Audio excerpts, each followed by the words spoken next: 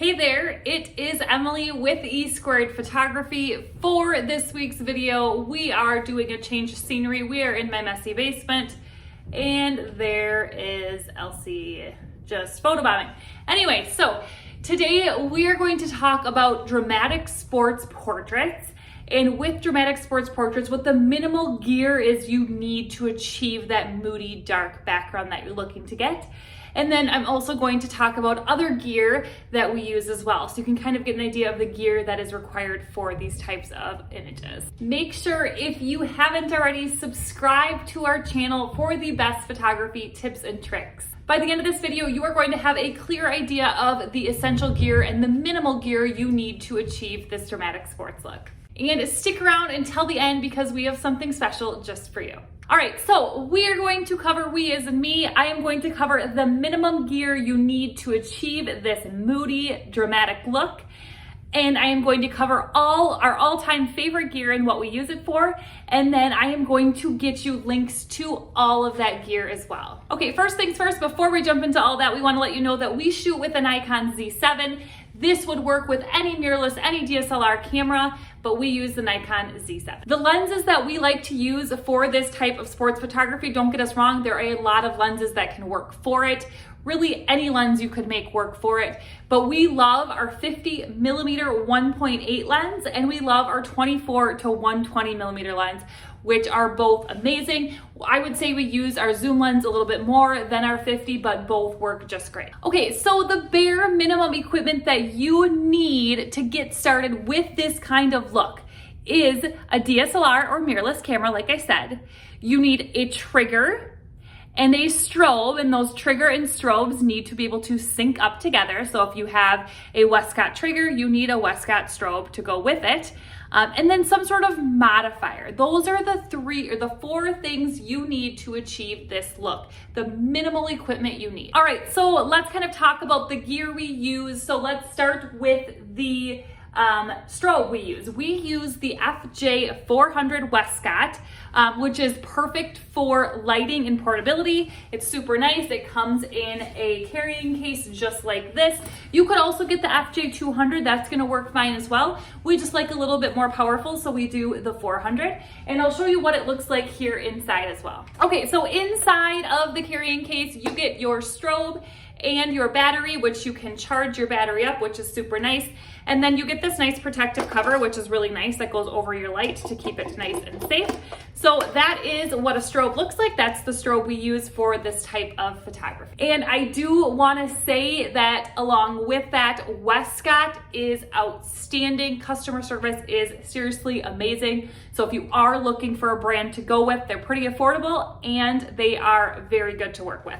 And then obviously a trigger that syncs with your strobe is needed. This goes on your camera. So now you have your camera, you have at least one strobe and a trigger, and then you need some sort of modifier. And the modifier really depends on what kind of look you're going for. So we use different modifiers for different things.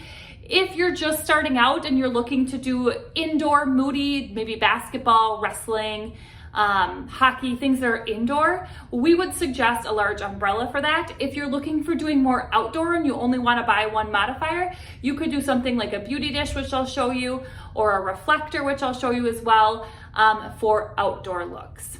And again, we will get the links for all of these for you, so it's easy for you to figure out what we use and maybe what you would want to use. Okay, so I don't have a lot of room in my basement, but this is the umbrella we use. We use a really, really large white interior umbrella for our indoor shoots. So this is really great for indoor, and it really softens the light for a more flattering look, which is what we really, really like, especially with our female athletes. So for outdoor shoots or indoor for a more dramatic look, more moody look, we like to use a beauty dish. We use the one with the silver interior. It's a lot smaller, you can see, than an umbrella, but this really gives a more targeted light with soft edges for sharp portraits. and it's really good for outdoor shoots. And one of the reasons we don't use a large umbrella outdoors, because we really do, we love the way it looks, is because one, the wind will blow it over pretty much right away, and two, it almost spreads like too much, so then you lose a lot of that power that's in the light. Another modifier we like is a deep focus reflector that looks like this, and it just attaches to the light super easy. These are amazing to have outdoors for shoots because they're more durable. They're not going to blow over, so we use these a lot outdoors, but we also use them a lot indoors. And they are typically what we tape our gels to. So this really targets light. You can see the light's gonna come at you very targeted because there's not a lot of room for it to spread. But this is what we use to tape our gels to, and I'm gonna show you what that looks like. Okay, so this is a gel. It's a very light color purple gel, but what we do, excuse the deer heads in the background, the dead deer heads, what we do is we just use painter's tape, and we tape it right like this over the reflector, and then that helps illuminate that color onto the subject or onto the smoke, whatever we're going for. And the gels we love using along with some sort of smoke or fog or atmospheric aerosol, and because it really adds a creative color mood to your shoots, like you can see here. And then the last piece of equipment that we really like to use is we really like to use either atmospheric aerosol, or we like to use a fog machine. I don't have my fog machine handy with me right now, but we have the links to all of that for you so you can see what we use. But this is super, super nice. We use the atmospheric aerosol a lot indoors, and we use the fog machine more so outdoors. This can be tricky outdoors because it likes to dissipate really, really fast. Okay, so hopefully that was helpful in showing you the minimal equipment. So really, you can get this look with a camera, a modifier of some sort, like an umbrella or a beauty dish or a reflector, your strobe, and then a trigger. And with those pieces of equipment, with one strobe, you can get that dark background that you're looking for.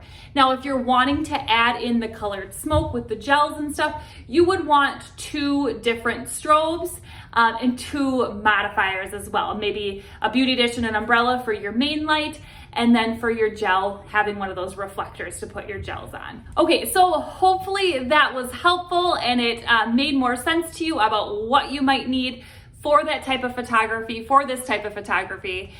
Now, we do, like I keep saying, we do have lists of all of our equipment. So if you check in the description below, you can get your hands on our full equipment list with all of the links. Feel free to ask us questions if you're confused about any of the links, but it should be pretty clear about what we use it for and what the link is. So check that out in the description below. And if this video was helpful, make sure to hit that like button and subscribe to our channel, and we will see you next time.